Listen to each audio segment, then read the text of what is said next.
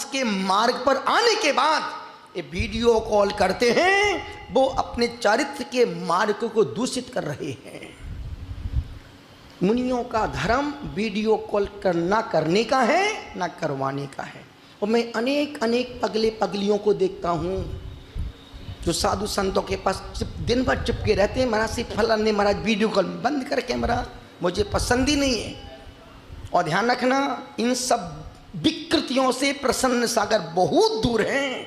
ना video call करते हैं, ना वॉइस रिकॉर्ड, कुछ नहीं। क्यों? बनने में जिंदगी लगती है बाबू, और मिटने में एक पल भी नहीं लगता है।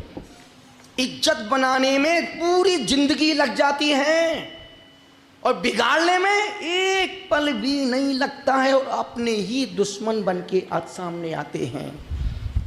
देखा नहीं पत्रकांड में कौन दुश्मन निकला? जो उनका खासम खास था, जो उनका खासम खास था।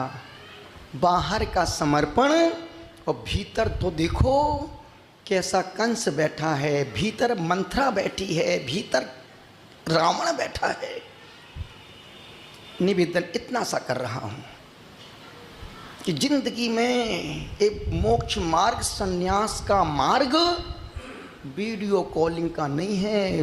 महाराज जी सामने आशीर्वाद ही आशीर्वाद है। एक सज्जन आए, महाराज जी फलाने, महाराज जी हमने फोन इधर ला, एप्पल का फोन था, मैंने हाथ यूँ फेंक दिया। बोल महाराज जी एप्पल, हमने पगला, तुमसे किसने कहा तू मेरे पास फोन लेके आ?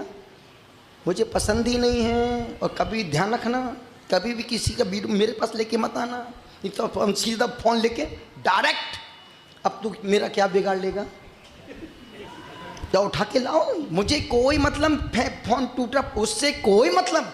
जो कार्य मैं खुद नहीं करता हूं ना वो करना पसंद करता हूं, इसलिए इतने दम्भ से बोलता हूं, क्योंकि वो मेरी कमजोरी ना करता हूं, ना किसी भक्त को फोन करता हूं, ना वीडियो कॉल, ना वॉइस कॉल। क्यों? मुझे संत की जिंदगी जीना है। देखा नहीं कैसी कैसी पत्रकांड के माध्यम से रिकॉर्डिंग बाहर आ रही हैं। ऐसे ऐसे साधुओं की रात में 1-1 बजे रिकॉर्डिंग बाहर, जिन्होंने पहले बीत रागता को उपदेश खूब दिया था, उनकी रात 1-1 बजे की रिकॉर्डिंग। मुनि की रिकॉर्डिंग, अच्छे खासे मुनि की रिकॉर्डिंग। ये लग से बार बार पूछ, तू रिकॉर्डिंग तो नहीं कर रहा है? अरे महाराज मैं तो आपका खासा परम भक्त हूँ। और उसी पगले ने उस रिकॉर्डिंग को आउट किया। पुरानी दीक्षित आर्काओं की रिकॉर्डिंग, जो पहले खूब चिल्ला चिल्ला के बोलते थे, मुनि के पास कोई फोन दिख जाओ उसका फोन लेके चले जाओ। अब क्या हुआ तुम्हारे वक्तव्य का? क्या हुआ तुम्हारे ज्ञान का? जो ज्ञान दुनिया को दे रहे थे, खुद कीचड़ में पड़े थे और दुनिया को ज्ञान बांट रहे थे। ऐसा ज्ञान मत दो कि खुद को अज्ञान की खाई में गिरना पड़े। और ज्ञान भी कहाँ लगाया? गुरु को बदनाम करने में। कैसा शिष्य है तू? सपोज यदि यही पत्रकांड कहीं दूसरे पक्ष का होता तो वही साधु जीती जी गड़वा देता 30 फीट नीचे और हड्डियों को वहां डलवाता जिसकी तुम कल्पना भी नहीं कर पाते। अब चूंकि खुद कांडी है इसलिए मौन है। अब हम सज्जन बन रहे हैं। आचार्य कहते हैं जहां अति अप्रभावना हो रही हो उस समय साधु को कापत घटनम, उस समय साधु को ताल ठोक के जवाब देना चाहिए। और जवाब नहीं देने का मतलब है कि तू पत्रकांडी है। बात समझ की है। आज की तारीख में जिंदगी बनाना बहुत कठिन है और मिटाने में कितना वक्त लगता है देखने। 250 लोगों की जिंदगी 50 सेकंड में मिट्टी बन गई। इसलिए जिन विकृतियों से हमारे चरित्र का पतन हो रहा है और सबसे ज़्यादा लापरवाही श्रावक करते हैं। और श्रावक लापरवाही तब करते हैं जब हम उनको पनाह देते हैं, जब हम उनको जब हम बोलेंगे साधु दिन भर वीडियो कॉल में लगे हैं। साधु दीक्षा लेने के बाद कभी माँ को वीडियो को, माँ पे कैसा है पापा, बेवकूफ, फिर तुमने घर छोड़ा किस लिए अपना? यदि तुमको घर छोड़ने के बाद सिर्फ ऊपर के कपड़े खोलने से कोई संतत्व का जन्म नहीं होता है। और मैंने इस लाइव के माध्यम निवेदन कर, जो साधु आचार्य मुनिराज वीडियो कॉल में लोगों को आशीर्वाद देते हैं उनको आशीर्वाद देना बंद कर देना चाहिए, क्योंकि आज की तारीख में हर चीज रिकॉर्ड। एक में हम लोग मनसापुर महावीर में थे महाराज साहब, वो आपका परम भक्त मनोज, जिसकी 25वीं सालगिरह से शादी की थी, और मैं उस समय भक्तांबर के 48 उपवास चल रहे थे मेरे। तो अज्जू मेरे पास अंदर आया महाराज श्री, उनकी 25वीं सालगिरह, उसने फेसबुक कॉल किया। मैं मौन रूम में बैठा था, कर दिया उस पगले ने वो रिकॉर्डिंग कर ली और सब में डाल दी। अंतर्मना गुरुदो 25वीं सालगिरह का आशीर्वाद देते हुए। अब सोचो उस बंदे ने किस भाव से किया और हमने किस भाव से उसको आशीर्वाद दिया। उस दिन के बाद से संकल्प ले लिया कि नहीं, किसी की पगलों की 50 भी हो 25 भी हो, अपनी इज्जत अपनी नाक अपने हाथ में है। उस पगले ने अपनी नाक तो ऊंची कर ली और हमारी पूरी कटवा दी। वही आजकल कहीं भी हो, सब जगह यही हो रहा है। एक व्यक्ति अपनी इज्जत बनाने के लिए दूसरे की इज्जत को मिट्टी में मिला रहा है। उस समय से आज तक ना वीडियो कॉल ना कुछ रपन झपन होना ही नहीं। बहुत बड़ी बीमारी है वीडियो कॉल की। और जो साधु सन्यासी घर परिवार छोड़ने, इसलिए आज की तारीख में 80% साधु सन्यासी होने के बावजूद भी संतत्व का अनुभव नहीं कर पा रहे हैं। या तो पब्लिक में भटक गए, या मीडिया के प्रचार में भटक गए, या फिर दिन भर उसी उधेड़ बुन में लगे हुए हैं। कहाँ गया तुम? किस भाव से संत के इस सन्यास के मार्ग पर आए थे? किस भाव से तुमने घर छोड़ा, परिवार छोड़ा, व्यापार को छोड़ा? इतनी पढ़ाई लिखाई तुमने दुनिया को बेवकूफ बनाने के लिए नहीं की थी। जो लक्ष्य था हमारा, अब लक्ष्य एकदम साइड चला गया। प्रोजेक्ट, मीडिया प्रभावना और पब्लिक प्रभावना, या फिर फंड इकट्ठा करो।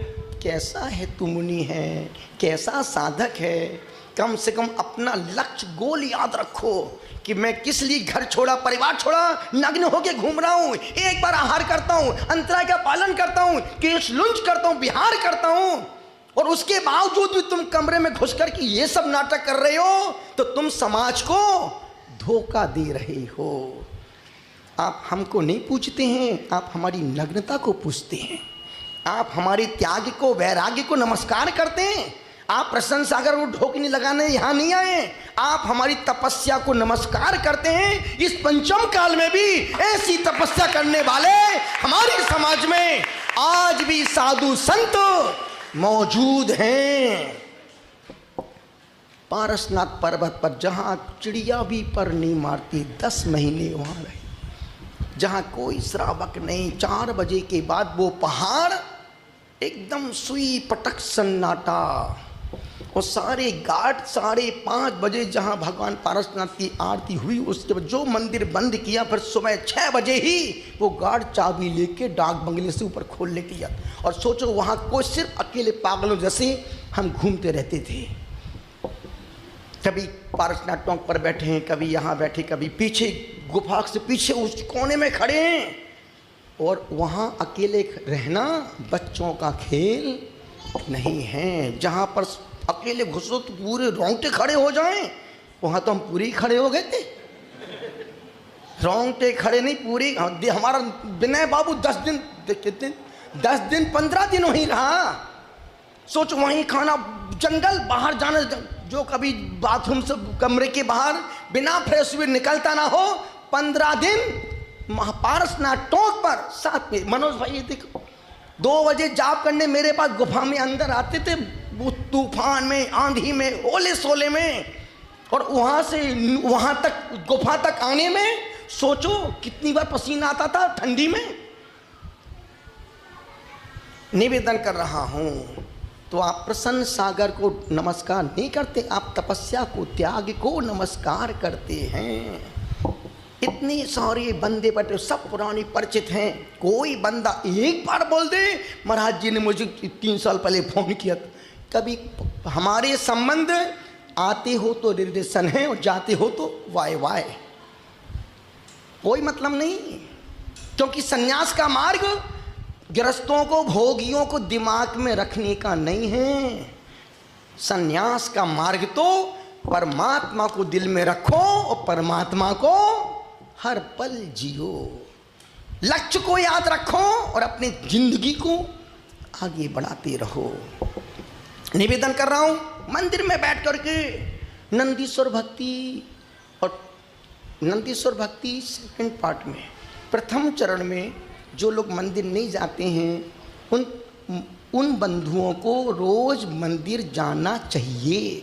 और ये बातें जैन के बीच में बोलने की नहीं है, पर हम लोग जैन के बीच में बोलते हैं। जैन के बीच में ये भी नहीं बोलना चाहिए रात में नहीं खाना चाहिए, पगले रात में ज़्यादा खाते हैं।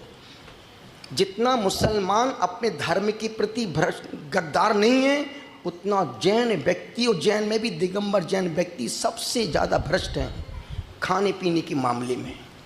जहाँ मिल जाए, जो मिल जाए, जैसा मिल जाए, आने दो और जाने दो। धर्म जाए मंदिर में, काय को जाए भाड़ में। इस धर्म के मामले में तुम सबसे कच्चे हो।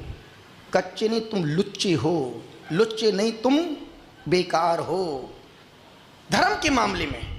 जितना आज का जैन व्यक्ति धर्म से समझौता करता है, उतना तो मुसलमान भी धर्म से समझौता कभी नहीं करता है।